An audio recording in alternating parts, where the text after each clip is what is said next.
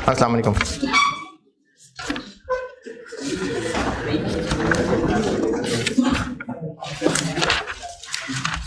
Chapter में आ जाए page 7 पे।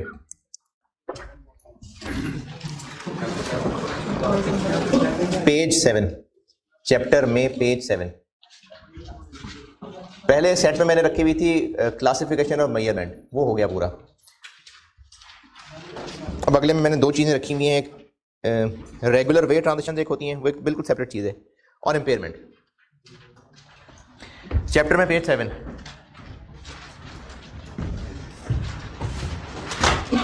पेज 7।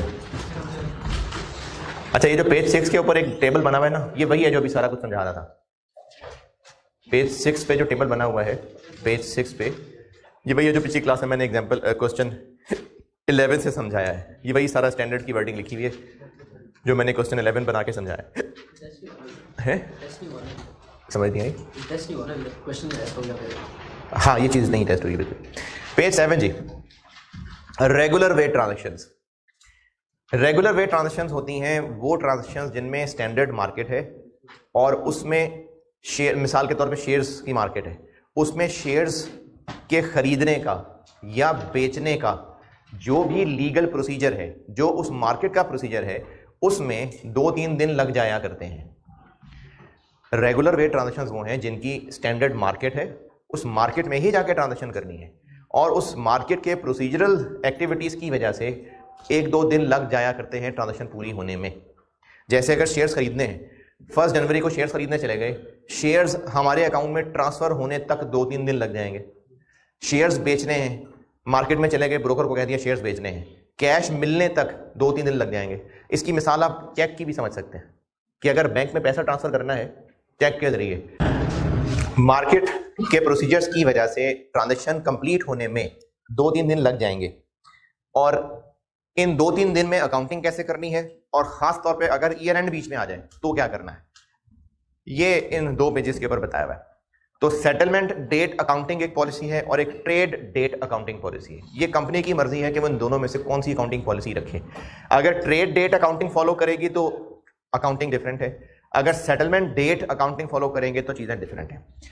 पहले ट्रेड डेट होती क्या है, सेटलमेंट डेट क्या होती है, रेगुलर वे ट्रांजेक्शंस क्या होती हैं, ये शुरू की 5-6 लाइनें पढ़ लें। पेज 7 के टॉप पे शुरू की 4-5 लाइनें और ये ट्रेड डेट और सेटलमेंट डेट क्या होती है यहाँ तक पढ़ लें। आगे फिर मैं ट्रेड डेट अकाउंटिंग और सेटलमेंट डेट अकाउंटिंग बताता हूँ। रेहान, मैं इधर आ गया हूँ।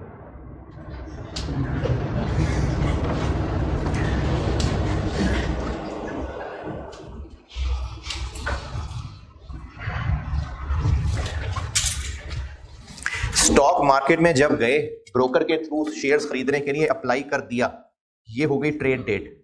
अब हमारे नाम पे ट्रांजैक्शन लॉक हो गई, लेकिन शेयर्स हमारे अकाउंट में क्रेडिट होते होते 2-3 दिन लग जाएंगे। जब फाइनली हमारे अकाउंट में आ जाएंगे तो उसको सेटलमेंट डेट बोलेंगे। इस ट्रांजैक्शन के लिए प्राइस क्या होगी, ये कौन से दिन वाली प्राइस होगी, ट्रेड डेट की सेटलमेंट डेट वाली? ट्रेड डेट वाली। हम जिस दिन मार्केट में एंटर हुए और ब्रोकर को कहा इतने शेयर्स चाहिए, तो उस दिन वो सिस्टम में हमारी एंट्री कर देगा, प्रोसीजर शुरू हो जाएगा। तो उस वक्त जो प्राइस होगी वो प्राइस लगेगी, जो उस वक्त प्राइस होगी वो लगनी है। सेटल करते करते अगर 2 दिन लग रहे हैं तो पैसे हम कब दे रहे होंगे, वो 2 दिन बाद जब सेटल हो रहा होगा सब कुछ। तो इसको ट्रेड डेट और सेटलमेंट डेट कहते हैं। ट्रेड डेट वो है जिस दिन ट्रांजैक्शन एंटर हो रहे हैं हम सिस्टम के अंदर, और सेटलमेंट डेट वो है जब एसेट डिलीवर हो रहा है। अगर खरीद रहे हैं तो शेयर्स हमें मिल जाएं, अगर बेच रहे हैं तो शेयर्स हमारे पास से चले जाएं। अब इसमें 2 ट्रांजैक्शन हैं, शेयर्स खरीदने की ट्रांजैक्शन, शेयर्स बेचने की ट्रांजैक्शन। अच्छा, शेयर्स तो मैंने मिसाल दे दी, डिवेंचर्स भी हो सकते हैं, तो शेयर्स में भी हो सकती है बात, डिवेंचर्स में भी हो सकती है। लेकिन ऐसी मार्केट, ऑर्गेनाइज्ड मार्केट जिसमें प्रोसीजर्स ऐसे हैं कि 2-3 दिन लग जाते हैं, उन ट्रांजैक्शंस को रेगुलर वे ट्रांजैक्शंस कहते हैं। हर ट्रांजैक्शन रेगुलर वे ट्रांजैक्शन नहीं है। वो शेयर्स खरीदना बेचना, यानी मैंने अगर दोस्त को शेयर बेच दिए हैं तो ये रेगुलर वे ट्रांजैक्शन नहीं है। रेगुलर वे ट्रांजैक्शन तब होगी जब स्टॉक मार्केट के थ्रू जाके शेयर खरीदें बेचेंगे। डिवेंचर्स की भी मार्केट हो सकती है, तो वो मार्केट्स जिनमें शेयर्स डिवेंचर्स खरीदे बेचे जाते हैं, उस मार्केट का एक मैकेनिज्म है जिसमें 2-3 दिन लग जाते हैं, उन ट्रांजैक्शंस को रेगुलर वे ट्रांजैक्शंस कहते हैं। Regular way transactions, okay. अच्छा, अब अगर कंपनी की मर्जी, आईएस ने इजाजत दी है, अगर कंपनी की मर्जी के ट्रेड डेट अकाउंटिंग फॉलो करनी है तो वो सिखाता हूं। पहले मैं एक ट्रांजेक्शन लेता हूं परचेज की, उसको ट्रेड डेट में सिखाता हूं, उसी को सेटलमेंट डेट में सिखाता हूं, ताकि परचेज चल रहा, फिर सेल बताऊंगा। पहले परचेज की बात करते हैं। अच्छा, मैं फिर बता रहा हूं, शेयर्स हमने खरीदने हैं तो प्राइस कौन से दिन वाली लगेगी? ट्रेड डेट वाली। प्राइस लॉक उसी दिन वाली हो जाएगी। पैसे जेब से कब जाएंगे, शेयर्स हमारे अकाउंट में कब ट्रांसफर होंगे? सेटलमेंट डेट पे। पहले ट्रेड डेट अकाउंटिंग बता रहा हूं परचेज की, पेज 7 से बता रहा हूं। सबसे पहले ट्रेड डेट पे क्या होगा, क्योंकि हम खरीदने के लिए कमिट कर चुके, सिस्टम में हमारी एंट्री हो गई, जैसे चेक बैंक में जमा हो गया, तो जब चेक बैंक में जमा हो जाए तब बैंक डेबिट करते हैं या जब पैसे क्लियर होके आ जाए तो करते हैं? जब चेक जमा हो जाए। तो हमने इस ट्रांजेक्शन को इनिशिएट कर दिया, फाइनेंशियल एसेट हो जाएगा debit, investment debit. Trade date पे इन्वेस्टमेंट डेबिट हो जाएगी, किस अमाउंट पे? उसी दिन की फेयर वैल्यू पे, लेकिन कैश तो भी क्रेडिट नहीं हुआ, तो फिर हम लायबिलिटी क्रेडिट कर लेंगे। ये ट्रेड डेट पे होने वाली एंट्री। अगर सेटलमेंट डेट से पहले पहले बीच में ईयर एंड आ गया, ईयर एंड पे आ जाते हैं। अभी लेट से 30 दिसंबर को हमने ट्रांजेक्शन की है, 31 दिसंबर ईयर एंड आ गया, तो 30 दिसंबर पे एसेट डेबिट कर लिया था, किस अमाउंट से? उस ट्रेड डेट पे जो फेयर वैल्यू थी। चूंकि हम इन्वेस्टमेंट डेबिट कर चुके, ईयर एंड पे अगर एमोर्टाइज्ड कॉस्ट फॉलो होना है तो फिर तो कुछ नहीं करने की जरूरत। लेकिन अगर फेयर वैल्यू फॉलो होनी है, चाहे वो fair value through OCI follow होनी हो, चाहे वो fair value through PNL follow होनी हो, उसको कर देंगे अप्लाई। ईयर एंड पे सब्सिक्वेंट मेजरमेंट हो जाएगी। तो ईयर एंड पे फेयर वैल्यू थ्रू पीएनएल या fair value through OCI subsequent measurement का रूल लग जाएगा। फाइनेंशियल एसेट को ईयर एंड की फेयर वैल्यू पे अपडेट कर देंगे और जो गेन लॉस है वो पीएनएल या ओसीआई में चला जाएगा। परचेज बता रहा हूं, ट्रेड डेट अकाउंटिंग बता रहा हूं। सबसे पहला काम, ट्रेड डेट पे ही एसेट डेबिट कर लेंगे, लेकिन कैश नहीं क्रेडिट, उसकी जगह पेएबल क्रेडिट। और चूंकि इन्वेस्टमेंट डेबिट कर चुके और सेटलमेंट डेट से पहले ईयर एंड आ गया, अपडेट कर देंगे फेयर वैल्यू पे। अमॉर्टाइज्ड कॉस्ट है तो फिर नहीं करना, फेयर वैल्यू थ्रू ओसीआई है, फेयर वैल्यू थ्रू पीएनएल है तो करना है फेयर वैल्यू पे अपडेट। ये आ गया ईयर एंड। अब सेटलमेंट डेट आ गई, अब शेयर्स वाकई हमारे अकाउंट में हो गए ट्रांसफर, पैसे चले जाएंगे, तो पेएबल डेबिट और कैश क्रेडिट। और चूंकि अब ऑफिशियली शेयर्स हमारे अकाउंट में आ रहे हैं, फिर से फेयर वैल्यू पे अपडेट कर देंगे। ईयर एंड पे तो किया था क्योंकि ईयर एंड बीच में आया था, लेकिन सेटलमेंट डेट पे अब ऑफिशियली हमारे अकाउंट में आ गए शेयर्स, तो फिर से उनको फेयर वैल्यू पे अपडेट कर देंगे। अगर फेयर वैल्यू थ्रू ओसीआई या फेयर वैल्यू थ्रू पीएनएल है तो, और अमॉर्टाइज्ड कॉस्ट है तो फिर करने की जरूरत नहीं है। ये ट्रेड डेट की परचेज वाला पूरा टेबल पढ़ लें, ट्रेड डेट अकाउंटिंग परचेज, ये टेबल पूरा पढ़ लें पेज 7 पे।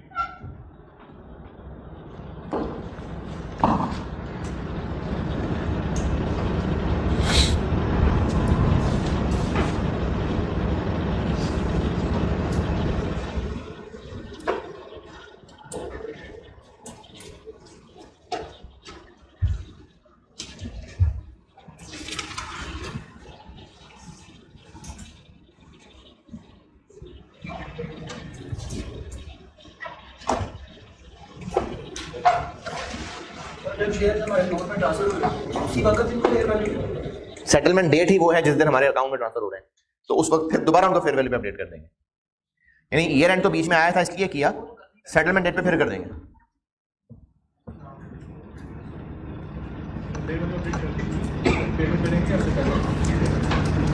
देखें, पेमेंट तो उतनी ही करेंगे जितनी पहले दिन पेबल बनाया था। पैसे अल्टीमेटली जेब से कितने जाने जो ट्रेड डेट के ऊपर, तो उतना ही तो पेबल बनाया था, तो पेबल डेबिट कैश क्रेडिट तो उतना ही होगा। उस एंट्री को साइड पे कर दें। इन्वेस्टमेंट है फिर अपडेट कर दें फेयर वैल्यू पे। यानी पहले दिन, इसको मैं समराइज करता हूं, पहले दिन इन्वेस्टमेंट डेबिट पेबल क्रेडिट, उसके बाद पेबल के साथ क्या सलूक होना है? सेटलमेंट डेट पे पे होना है बस।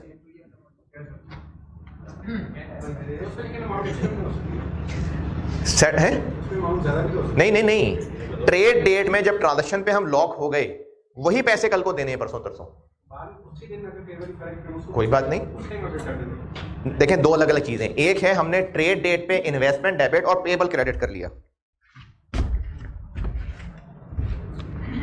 ट्रेड डेट 29 दिसंबर थी, इन्वेस्टमेंट डेबिट और पेएबल क्रेडिट कर ली 400।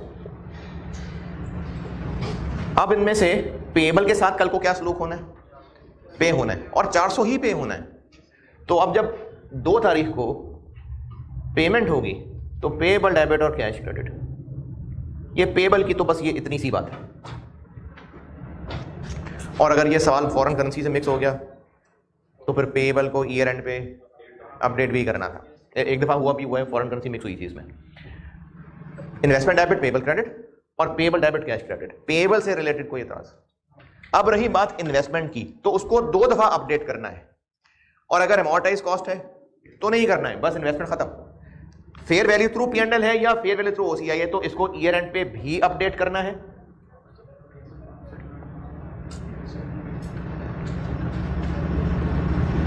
और यहां भी इसको अपडेट करना है। इन्वेस्टमेंट को 2 दफा अपडेट करना है अगर फेयर वैल्यू थ्रू पीएनएल या ओसीआई है तो। पेएबल वही है जो पहले दिन रिकॉर्ड किया था, परसों उसी की पेमेंट हो जाएगी। लेकिन इन्वेस्टमेंट अगर फेयर वैल्यू में से कोई है तो ईयर एंड पे भी अपडेट होगी, सेटलमेंट पे भी अपडेट होगी। हाँ जी, okay. Purchase of asset, trade date accounting, okay. Settlement date accounting, settlement date accounting में हम अपनी इन्वेस्टमेंट डेबिट ही सेटलमेंट डेट पे करेंगे, क्योंकि अगर वो भी इसी दिन कर देनी होती तो फिर दोनों में फर्क क्या है। तो ट्रेड डेट अकाउंट में इन्वेस्टमेंट इस दिन ही डेबिट हो जाएगी, सेटलमेंट डेट अकाउंटिंग में 2 जनवरी को आगे इन्वेस्टमेंट डेबिट होगी। तो 29 को क्या होगा, जब हम इन्वेस्टमेंट को डेबिट ही नहीं कर रहे तो पेबल को क्रेडिट करेंगे। देखिए यहां पर पेबल क्रेडिट क्यों हुआ था, क्योंकि इन्वेस्टमेंट डेबिट की थी। इन्वेस्टमेंट डेबिट करनी थी क्योंकि ट्रेड डेट अकाउंटिंग है, पैसे नहीं दिए थे इसलिए पेबल क्रेडिट किया था। सेटलमेंट डेट अकाउंटिंग फॉलो करते हुए ट्रेड डेट वाले दिन इन्वेस्टमेंट डेबिट नहीं करनी, तो जब इन्वेस्टमेंट डेबिट ही नहीं करनी तो पेबल भी क्रेडिट नहीं करना, तो इसमें यहां पर कुछ भी नहीं होगा। परचेज ऑफ एसेट बता रहा हूं, trade date accounting, settlement date accounting. Trade date accounting पे इन्वेस्टमेंट ट्रेड डेट पे ही रिकॉर्ड हो जाएगी, पेबल आएगा। उसके बाद पेबल ने बस सिर्फ पे ही होना होगा। इन्वेस्टमेंट अगर अमोर्टाइज कॉस्ट वाली है तो बस इतने से ही रिकॉर्ड रहेगी, बाकी फिर साल एंड होगा, टेबल बनेगा तो बात की बात है। और अगर फेयर वैल्यू थ्रू पीएनएल या ओसीआई हुई तो ईयर एंड पे भी अपडेट होगी, और ये भी बात तब होगी अगर बीच में ईयर एंड आ रहा है तो, और सेटलमेंट डेट पे भी होगी। सेटलमेंट डेट अकाउंटिंग, ट्रांजैक्शन कौन सी बता रहा हूं मैं, परचेज। सेटलमेंट डेट अकाउंटिंग हुई तो ट्रेड डेट, मैं तो सेटलमेंट डेट अकाउंटिंग बता रहा हूं तो ट्रेड डेट कहां से आ गई भाई, डेट तो है ना, trade date settlement date. Accounting settlement date accounting है तो उसमें ट्रेड डेट के ऊपर कोई एंट्री नहीं, क्योंकि इन्वेस्टमेंट डेबिट नहीं करनी तो पेबल भी क्रेडिट नहीं करना। लेकिन अगर बीच में ईयर एंड आ गया तो हम फेयर वैल्यू का गेन लॉस रिकॉर्ड करेंगे। क्यों करें, हाँ जी क्यों करें फेयर वैल्यू गेन लॉस। अच्छा, हमने बेशक यहां डेबिट कुछ नहीं किया, लेकिन रेट अल्टीमेटली हमें 400 ही पढ़ना है। 400 ट्रेड डेट के ऊपर रेट था, हमने चूंकि सिस्टम में एंटर, ब्रोकर के थ्रू एंटर हो गए हैं, तो हमारी जेब से अल्टीमेटली पैसे कितने जाने हैं, यानी हमने वो इन्वेस्टमेंट जो बेशक अभी रिकॉर्ड नहीं की, पैसे कितने देने उसके लिए। और जैसे ही हम सिस्टम में एंटर हो गए, हमने अपनी बुक्स में एंट्री बेशक नहीं की, लेकिन ट्रेड डेट पे एंटर तो हो गए ना सिस्टम के अंदर। अब अल्टीमेटली शेयर्स हमें ही मिलने हैं, डिवेंचर्स हमें ही मिलने हैं, कितने पे, तो बेशक हमने इन्वेस्टमेंट डेबिट नहीं की, लेकिन 400 रुपए के ही हमें मिलने वाले हैं। और ईयर एंड पे अगर वो 415 के हो गए हुए हैं तो 15 रुपए का हम खुशी में गेन करेंगे रिकॉर्ड, तो लॉस भी रिकॉर्ड करेंगे। नहीं नहीं नहीं नहीं, यहां पर इन्वेस्टमेंट डेबिट और पेएबल क्रेडिट कितने से होगा, जो उस दिन फेयर वैल्यू थी। अगर अमोर्टाइज्ड कॉस्ट है तो इन्वेस्टमेंट को मजीद अपडेट नहीं करना। फेयर वैल्यू थ्रू पीएनएल या ओसीआई है तो ईयर एंड पे भी करना है, क्योंकि ईयर एंड पे करना ही होता है, और सेटलमेंट डेट पे भी करना है, क्योंकि ये ट्रांजैक्शन ही अलग से डिस्कस्ड है। ये इस ट्रांजैक्शन को कंप्लीट कराते कराते फिर अपडेट करा रहा है, इसलिए सेटलमेंट डेट पे भी अपडेट करवा रहा है। एक सेपरेट चीज है ना, तभी तो अलग से हेडिंग डिस्कस हुई हुई है। ये पेएबल 400 ही है, पेएबल डेबिट कैश क्रेडिट 400 ही होना है। ये अपडेट करने की बात हो किसकी रही है, इन्वेस्टमेंट की। ट्रेड डेट अकाउंटिंग ओके है ना। सेटलमेंट डेट अकाउंटिंग में बेशक हमने 29 तारीख को इन्वेस्टमेंट डेबिट नहीं की है, लेकिन हमें पता है कि 400 रुपए का रेट लॉक हो गया हुआ है, ईयर एंड आएगा और उस इन्वेस्टमेंट का रेट मार्केट में बढ़ गया हुआ है, तो हमें खुशी होगी कि नहीं होगी? तो उस खुशी को करेंगे रिकॉर्ड। पेमेंट कब नहीं की? अभी पेमेंट तो हुई नहीं की, वो तो 400 ही करेंगे। पैसे जेब से 400 जाने तभी तो खुशी हो रही है देख के। करते हैं अभी, हमारी जेब से पैसे 400 ही जाने। 2 जनवरी को कैश 400 ही क्रेडिट होने भाई, हैं? दोनों सेम है, ईयर एंड आने से फर्क पड़ रहा है, बस अल्टीमेटली सेम हो जाना है, ईयर एंड आने से फर्क पड़ रहा है, क्योंकि ईयर एंड फाइनेंशियल स्टेटमेंट्स फर्क बन जाएगी ना। तो इसलिए चीज इंपॉर्टेंट थी आईएफआरएस के लिए बताना इसको। और जिस बिजनेस में ये मिलियंस बिलियंस में ट्रांजेक्शन होती होंगी, एक दिन के हेर फेर से गेन लॉस का फर्क पड़ जाएगा, बैलेंस शीट की अमाउंट पे फर्क पड़ जाएगा। 29 दिसंबर पे बेशक एसेट रिकॉर्ड नहीं किया, इन्वेस्टमेंट के नाम से नहीं रिकॉर्ड किया, लेकिन ईयर एंड पे रेट बढ़ गया तो खुशी तो होगी ना। तो उस खुशी को हम बना लेंगे अपनी ओसीआई या पीएनएल, बस करते हैं ना। और अगर अमॉर्टाइज कॉस्ट पे रखना है तो फिर नहीं। अब अगर खुशी हुई तो ओसीआई या पीएनएल क्रेडिट, दुख हुआ तो ओसीआई या पीएनएल डेबिट। लेकिन इन्वेस्टमेंट तो है ही नहीं जिसको अपडेट करना है, तो अगर खुशी है तो उसको रिसीवेबल बना लेंगे, और अगर दुख हुआ है तो पेएबल बना लेंगे। मकसद है ईयर एंड पे गेन लॉस रिकॉर्ड करना, क्योंकि हमारा हक बन गया हुआ है। क्यों हक बन गया हुआ है? क्यों खुशी दुख होने लग गया है? क्योंकि हम 400 पे लॉक करके हुए ट्रांजेक्शन को, तो इसलिए ईयर एंड पे इस अपडेशन को हम रिकॉर्ड करेंगे। लेकिन इन्वेस्टमेंट ही नहीं है डेबिट क्रेडिट करने के लिए, तो उसकी जगह रिसीवेबल या पेएबल डेबिट क्रेडिट हो जाएगा। जैसे फर्ज करते हैं 415 हो गया, तो रिसीवेबल डेबिट और ओसीआई या पीएनएल 15 से है परसों। अभी देखें सेटलमेंट में होने लगा। अब सेटलमेंट के टाइम पे रिसीवेबल हो जाएगा क्रेडिट, कैश तो 400 से होगा, और इन्वेस्टमेंट नहीं, अब 2 तारीख को फिर अपडेट करना है उसको। लेट्स से 422 हो गया, तो अब हुआ क्या कि वो जो 22 रुपए का गेन आ रहा है उसमें से 15 हम ईयर एंड पे रिकॉर्ड कर चुके थे, बाकी 7 और होगा। अल्टीमेटली दोनों का एंड रिजल्ट सेम ही बना, लेकिन ईयर एंड आने की वजह से फाइनेंशियल स्टेटमेंट्स इधर उधर हो जाएंगे। तो अब यहां पर ओसीआई या पीएनएल में मजीद 7 रुपए आ जाएगा। ये सेटलमेंट डेट अकाउंटिंग अगले पेज पे, परचेज पूरी पढ़ लें, अगले पेज का रिमेनिंग हाफ।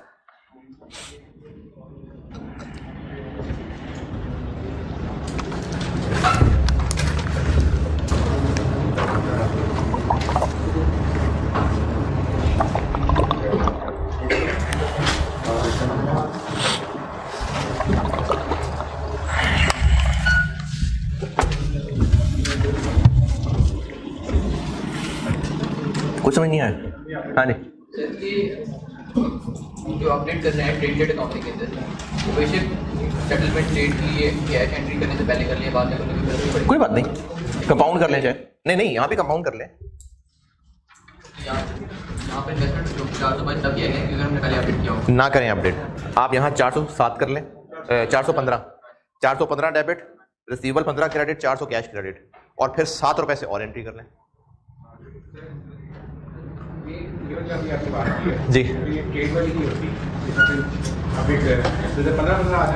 जी जी, मैं वही वाली उधर भी दे देता हूँ। यहाँ पर 15 रुपए ईयर एंड पे बढ़ गया, तो इन्वेस्टमेंट डेबिट 15 से और ओसीआई या पीएनएल क्रेडिट 15 से। फिर इधर इन्वेस्टमेंट 7 से मजीद डेबिट और ओसीआई या पीएनएल 7 से मजीद। तो एंड रिजल्ट इन्वेस्टमेंट टोटल उतनी जाएगी, पीएनएल ओसीआई उतना ही जाएगा। सिर्फ बैलेंस शीट बीच में आने की वजह से उनको ये बात अलग अलग बतानी पड़ी। क्या क्या क्या?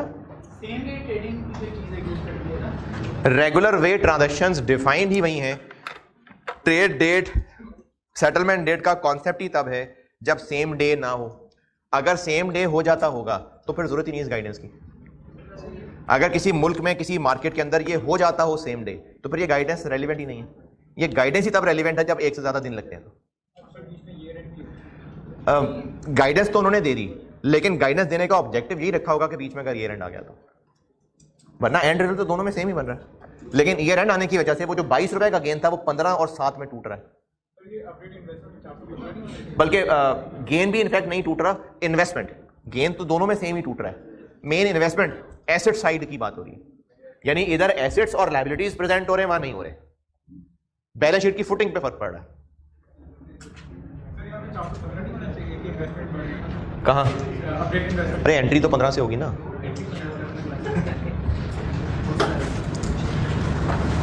हाँ जी, कोई एतराज? जी, पेज का आखिरी डब्बा वो असल में अगले पेज पे भी जा रहा है, पेज नहीं पढ़ रहा हूं ना।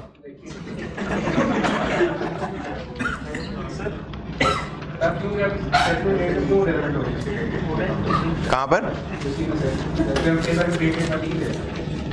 नहीं, ये अमाउंटाइज कॉस्ट लिखी हुई है। नहीं मैंने नहीं देखें, ये जो मैंने इस वक्त सामने अकाउंटिंग की मिसाल दी हुई है ना, ये मैंने फेयर वैल्यू थ्रू ओसीआई या फेयर वैल्यू थ्रू पीएनएल की दी हुई है। अगर ये अमाउंटाइज कॉस्ट एसेट होता तो फिर ये काम भी ना होता, और एंड पे पेबल डेबिट कैश क्रेडिट, बस इन्वेस्टमेंट 400 हो गई रिकॉर्ड। नहीं, आप सेटलमेंट जो शक्लें बना रहे हैं, आप सेटलमेंट डेट वाला डब्बा देख रहे हैं, मैंने ट्रेड डेट बताया, अब सेटलमेंट डेट बताने लगा हूं।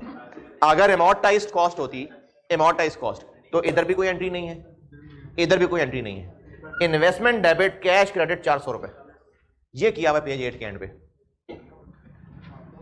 ट्रेड डेट पे 400 रुपए फेयर वैल्यू रखी है ना मैंने मिसाल में, तो वही पेज 8 के एंड पे लिखा हुआ है कि इन्वेस्टमेंट डेबिट 400 रुपए, कैश क्रेडिट 400 रुपए। और ये जो बाकी मैंने बाकी फेयर वैल्यू वाली बताए हैं, ये पेज 9 के टॉप पे।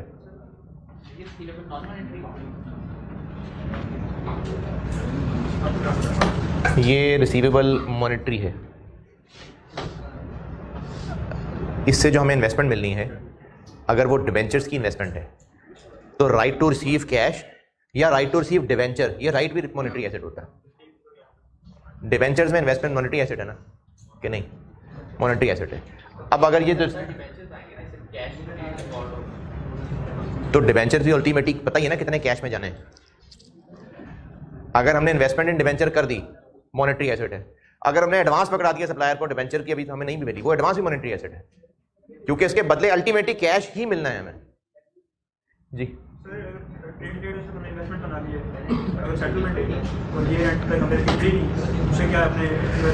दोबारा बोले, नहीं सुना मैंने।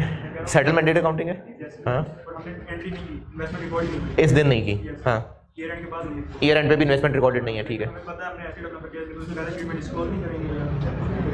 इसके डिस्क्लोजर होगा कि नहीं होगा, वो होगा डिस्क्लोजर में कहीं ना कहीं कुछ ना कुछ तो बता ही देंगे, तो डिस्क्लोजर दे देंगे। फाइनेंशियल इंस्ट्रूमेंट का बहुत लंबे चौड़े डिस्क्लोजर होते हैं, लेकिन वो एग्जामिनेबल नहीं होते, मतलब एग्जाम में टेस्ट नहीं हो रहे। बड़े लंबे चौड़े डिस्क्लोजर हैं फाइनेंशियल इंस्ट्रूमेंट्स के, बहुत कुछ बताया जा रहा होता है। किसी कंपनी के एनुअल रिपोर्ट उठा के देखना, उसमें फाइनेंशियल इंस्ट्रूमेंट्स के बहुत लंबे डिस्क्लोजर है, क्रेडिट रिस्क और पता नहीं बहुत लंबी मैच्योरिटी एनालिसिस, बहुत लंबे चौड़े डिस्क्लोजर होते हैं। IFRS 7 है ही ये कि डिस्क्लोजर क्या करना है, लेकिन वो नहीं, सिलेबस में तो IFRS 7 है, लेकिन वो एग्जाम में टेस्ट नहीं होते।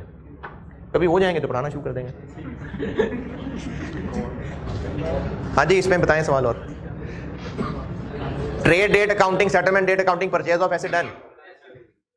एक तो ये सामने वैल्यूज आ गई। प्रैक्टिस क्वेश्चन 1 देख लें ज़बानी। सवाल पढ़ के पहले खुद ही एंट्री सोच लीजिएगा, फिर सोल्यूशन देख लीजिएगा।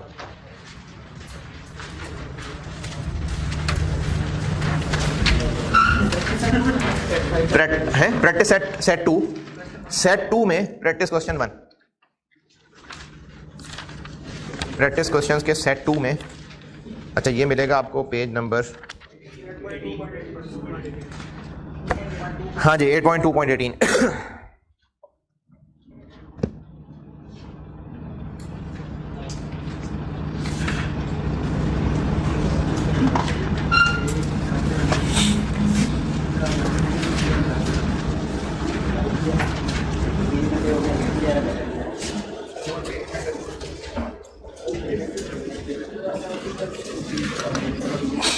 प्रैक्टिस क्वेश्चन 1 कहाँ है करने?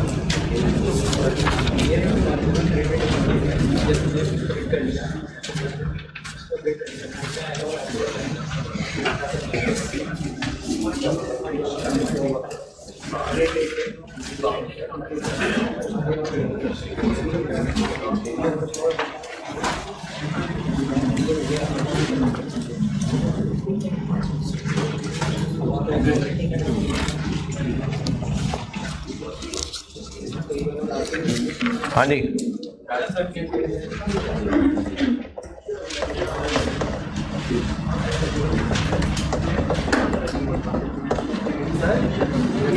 सेटलमेंट डेट पे ठीक है, अमाउंटेज कॉस्ट जब हमने सेटलमेंट डेट पे जाके ऐसे रिकॉर्ड किया तो ये हमने या तो वो सेम डेट पे सबमिट किया,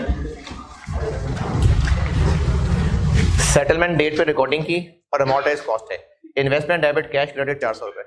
हाँ ये जो एंट्री हुई है वो 1000 रुपये से, हाँ, ट्रेड डेट में 1000 रुपये था। लेकिन फेयर वैल्यू में कितनी होनी चाहिए कब की फेयर वैल्यू? उस दिन की, उस दिन, कौन सा दिन? जब सेटलमेंट डेट की ट्रेड डेट। हमें ट्रांजेक्शन कॉस्ट असल में पढ़नी, पैसे जेब से कितने जाने? पैसे तक सब ठीक है, ऐसे जो हम रिकॉर्ड करते हैं वो तो अमाउंटेज कॉस्ट की fair value plus transaction cost करते हैं, लेकिन ट्रेड डेट पे ही हम कमिट कर चुके, तो बेशक एसेट हमने भी डेबिट नहीं किया, लेकिन हमने वो रेट लॉक कर दिया 1000 का। अभी इन्वेस्टमेंट बेशक डेबिट नहीं की, लेकिन हमने उसको दिल से इन्वेस्टमेंट मान लिया। अब जब रिकॉर्ड करेंगे तो हमें वो 1000 रुपये की पड़ रही है।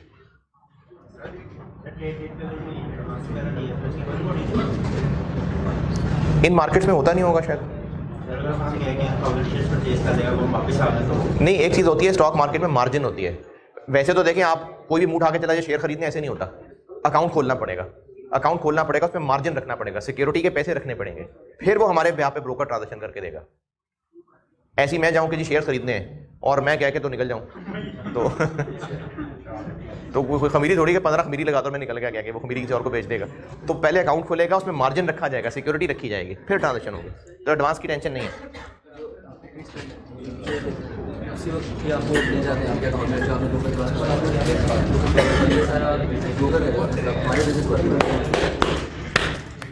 अगर किसी स्टॉक मार्केट में इतनी तरक्की हो चुकी हो कि सिस्टम जिस दिन जिस टाइम पे हम शेयर खरीदने गए 15-20 मिनट के अंदर अंदर ट्रांजैक्शन क्लोज हो गई, तो उसके लिए टॉपिक नहीं है। ये टॉपिक ही तब है जब उस मार्केट में एक से ज्यादा दिन लगते हों, तो ये टॉपिक है, वरना ये टॉपिक ही नहीं है। कोई पता नहीं, नहीं पता ना कोई। देखें, जिन्होंने स्टैंडर्ड्स बनाए होते हैं उन्होंने बहुत सारी दुनिया की चीजें देख के स्टैंडर्ड बनाए होते हैं। जो लॉजिक्स खुद ही सोच के मुझे समझ आ जाती हैं वो मैं आप लोगों से शेयर कर लेता हूँ। जो नहीं आती मुझे नहीं पता क्या लॉजिक है इसके पीछे, होगी कोई ना कोई। हाँ जी, अच्छा आप लोग सवाल जरूर पूछते जाएं, लेकिन मैंने सेल ऑफ एसेट भी कराना है अभी। हाँ जी,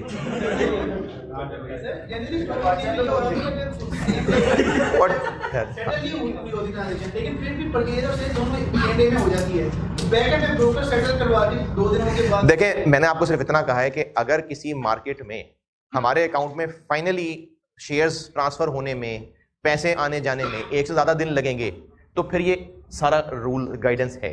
अगर ऐसा नहीं होगा तो ये गाइडेंस नहीं है। 7 दिन का टाइम होता है, वो 2 दिन का है। अच्छा चलें आगे, अच्छा आगे चलते हैं। Purchase of asset done, purchase of asset done. अच्छा, अब जो लोग जाग रहे हैं और वाकई करना भी चाहते हैं, 1-2 मिनट की बात है, इसको सामने रखें, लॉजिक सोचें और ट्रेड डेट अकाउंटिंग मेथड में सेल ऑफ एसेट बना के देखें। अभी वहां से नहीं पढ़िएगा, पहले खुद ही सोचें, ये इन्वेस्टमेंट डेबिट कर ली थी, पेएबल क्रेडिट कर लिया था, पेएबल जाके फिर पे हुआ था, फेयर वैल्यू ईयर एंड पे अपडेट की थी, यहां फिर अपडेट की थी। अब इसको सामने रखते हुए ट्रेड डेट अकाउंटिंग और सेल ऑफ एसेट सोचें क्या क्या होना चाहिए। सोचना खामोशी से करना होता है, सोचना बोलने में फर्क होता है। मैंने कहा सोचें।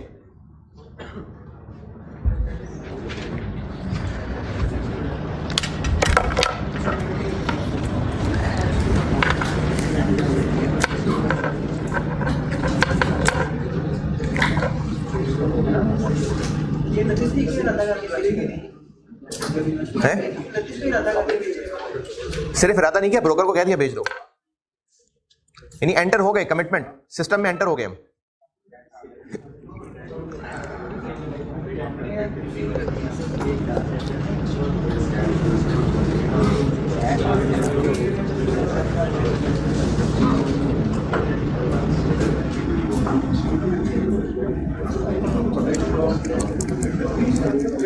हाँ जी, सोच लिया। ट्रेड डेट अकाउंटिंग में इन्वेस्टमेंट को बुक्स में कब ला रहे थे? ट्रेड डेट पे ही। अब सेल ऑफ एसेट है, बुक्स में से कब निकालने? ट्रेड डेट पे। इन्वेस्टमेंट को बुक्स में से निकालना है मतलब डी रिकॉग्नाइज करना है। अगर तो अमोर्टाइज कॉस्ट है तो बस जितनी पे बुक्स में आ रही है आ रही है। अगर fair value through P&L through ACI है तो पहले उसको अपडेट करेंगे, जो डी रिकॉग्निशन में बताया था, कर लिया अपडेट। अब हम उसको बेच रहे हैं तो इन्वेस्टमेंट क्रेडिट, पैसे 2 दिन बाद मिलेंगे, receivable debit. Receivable debit, investment credit. Amortise cost है तो बस रिसीवेबल डेबिट, इन्वेस्टमेंट क्रेडिट। और अगर फेयर वैल्यू अगर है तो पहले फेयर वैल्यू पे अपडेट होना है, फिर रिसीवेबल डेबिट और इन्वेस्टमेंट क्रेडिट होना है ईयर एंड पे। जब इन्वेस्टमेंट ही नहीं रही तो फिर अपडेट किसको करना है? तो ईयर एंड पे कुछ भी नहीं करना। और 2 तारीख को कैश डेबिट, रिसीवेबल क्रेडिट। ये ट्रेड डेट अकाउंटिंग में सेल ऑफ एसेट पढ़ लें, पेज 8 पे। पेज 8 के टॉप पे सेल ऑफ एसेट पढ़ लें सारा।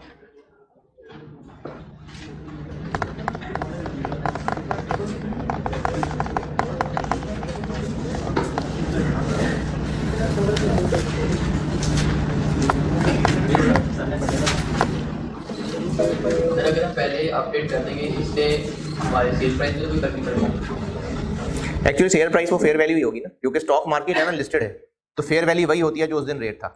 तो जिस पे हम ट्रेड डेट पे बेचने लगे इनफैक्ट वही फेयर वैल्यू है और उसी पे ही हम अपडेट कर रहे होंगे। मतलब वो फिर इक्वलाइज करने के लिए होगा, बैलेंस करने मार्केट है ना, कोटेड है। इन्वेस्टमेंट को बैलेंस करने के लिए। नहीं, बात सिर्फ बैलेंस की नहीं है, बैलेंस अल्टीमेटली हो जाएगी। चूंकि एक मार्केट है, कोटेड मार्केट है, तो फेयर वैल्यू होती ही वो है जो मार्केट में रेट चल रहा है। तो ट्रेड डेट जब हमने ब्रोकर को कह दिया बेचना है तो जिस प्राइस पे वो बेचने का लॉक करेगा वही फेयर वैल्यू होगी उस दिन, उसी पे अपडेट कर देंगे और उतनी ही अमाउंट को। ऐसा कोई सिनेरियो नहीं बन सकता कि जैसे हमने किसी से पहले जैसे कमिटमेंट कर ली है, सिस्टम में एंटर होना ही कमिटमेंट है। ट्रेड डेट ही वो है जो सिस्टम में एंटर हो गए। प्राइस फिक्स कर लिया लेकिन फेयर वैल्यू ज़्यादा है। देखें, हम किसी इंडिविजुअल से प्राइवेटली ट्रांजैक्शन कर रहे हो फिर तो है ना हम प्राइस फिक्स कर लें।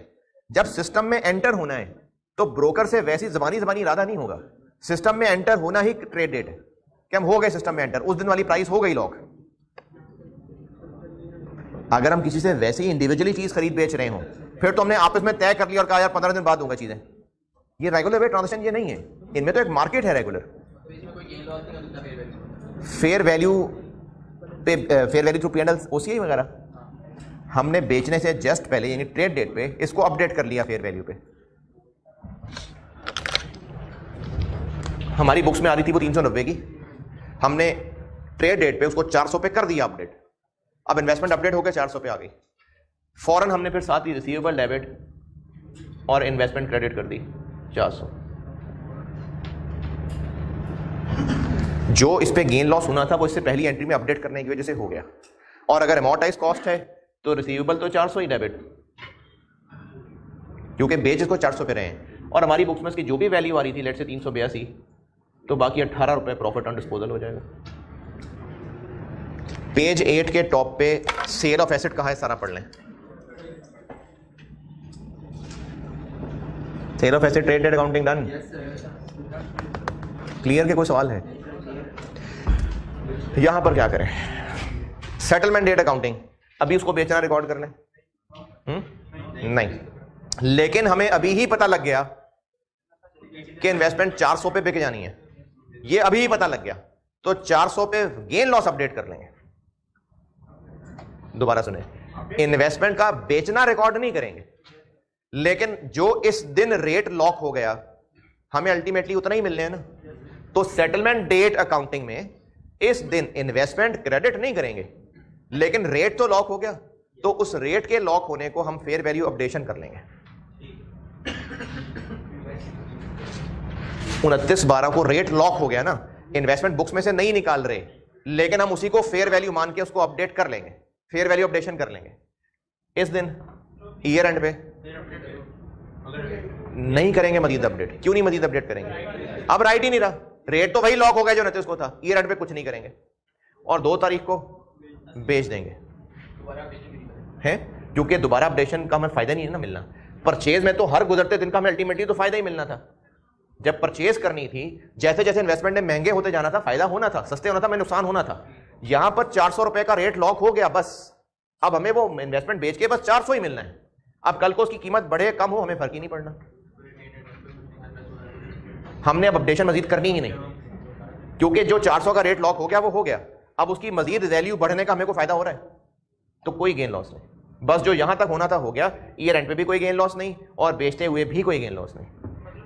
पेज नंबर 9 पे सेटलमेंट डेट, ये सेल ऑफ एसेट पढ़ लें सारा।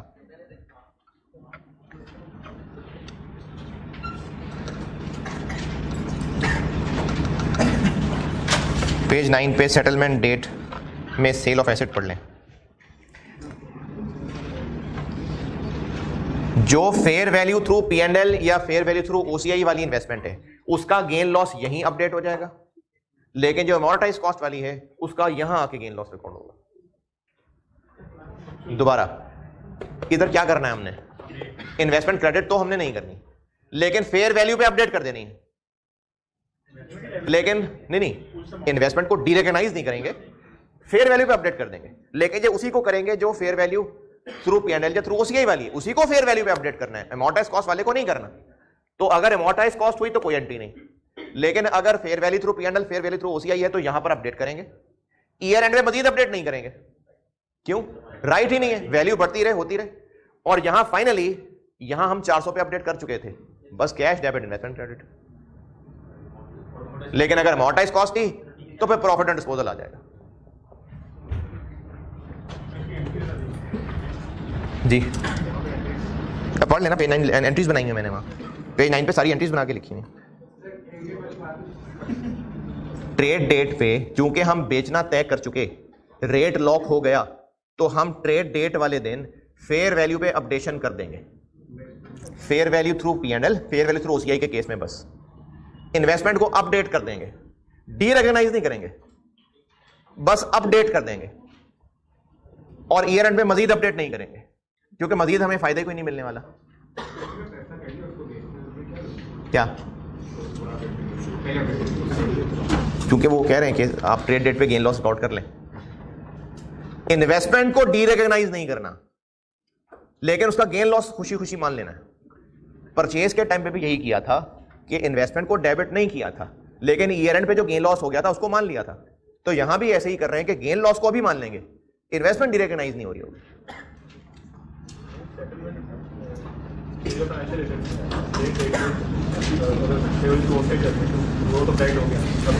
पेएबल कहां से आ गया? हाँ दोबारा बोलिए। सेटलमेंट डेट अकाउंटिंग, हाँ हाँ इन्वेस्टमेंट को अपडेट कर दिया फेयर वैल्यू पे। इन्वेस्टमेंट बुक्स में है हमारे, हम सेल करने जा रहे हैं। ये जो बोर्ड पे अभी लिखा हुआ ये परचेज वाली ट्रांजैक्शन थी, अब हम सेल कर रहे हैं। वो इन्वेस्टमेंट हमारी बुक्स में थी, sale of asset, settlement date accounting. Investment हमारी बुक्स में है तो बेचने लगे हैं ना, तो वो बुक्स में है, अपडेट कर देना है उसको, दोबारा अपडेट नहीं करना। और वो जो अपडेट ऑलरेडी हो चुकी, कैश डेबिट इन्वेस्टमेंट क्रेडिट। लेकिन अगर अमोर्टाइज कॉस्ट थी तो यहां अपडेट नहीं की थी, यहां जब बेचेंगे तो बेचते हुए आ जाएगा प्रॉफिट एंड डिस्पोजल।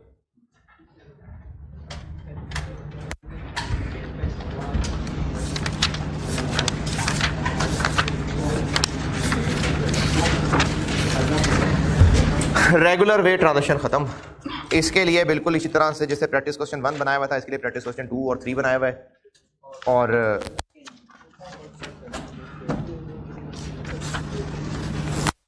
बस प्रैक्टिस क्वेश्चन 2 और 3 दिखाइएगा कल फिर इंपेयरमेंट कराता हूं मैं इसकी। है रेगुलर वे, आप पहले ये देखा है ना इतना, तो कल फिर इसका पास पेपर का सवाल होमवर्क दूंगा एक।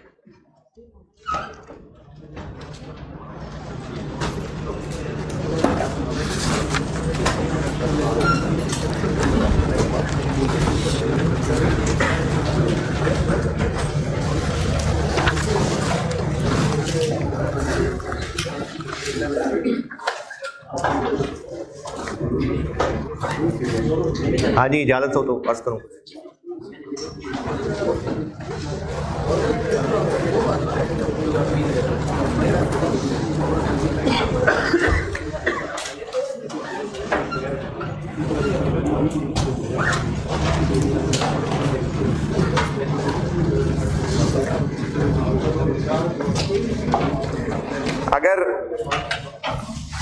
अगर किसी के साथ ट्रांजेक्शन की है और पैसे देने हैं तो सेलर का राइट है टू रिसीव कैश, या अगर उधार लिया हुआ है तो लेंडर का राइट है टू रिसीव कैश, ये उसका हक है।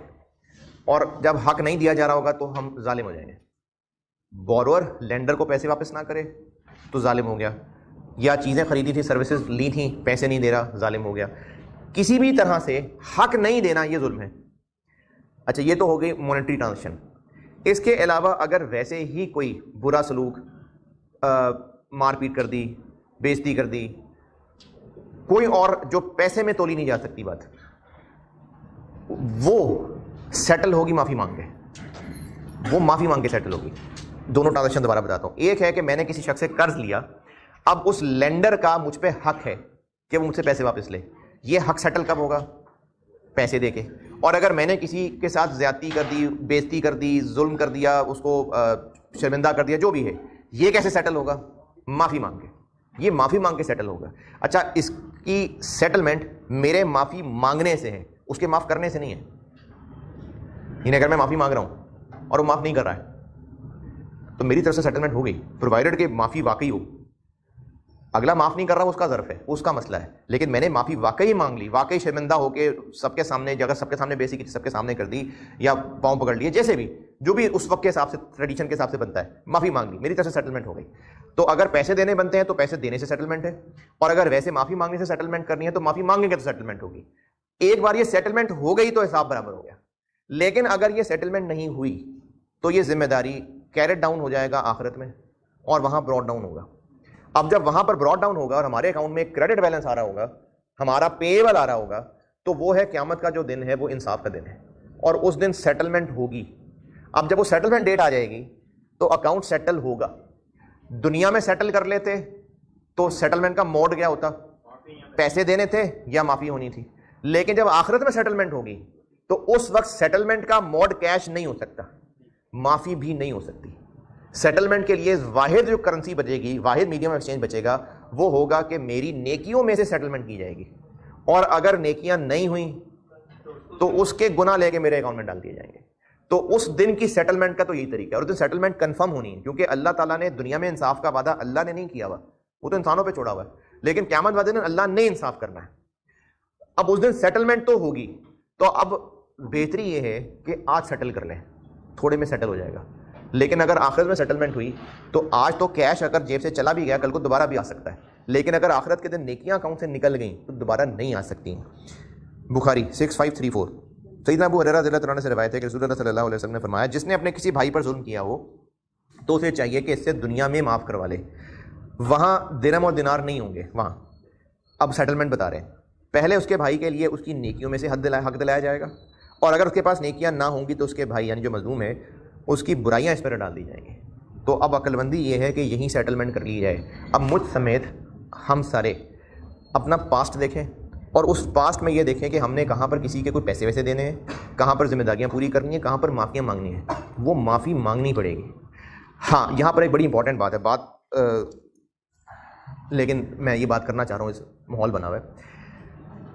आपके कुछ हराम रिलेशंस थे और अब आपको एहसास हुआ कि गलती हो गई, अब आपने उस बेचारे का दिल तोड़ दिया।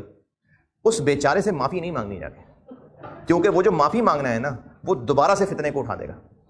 आपके हराम रिलेशंस थे, आपको एहसास हो गया, अब आपने तौबा की और कनेक्शन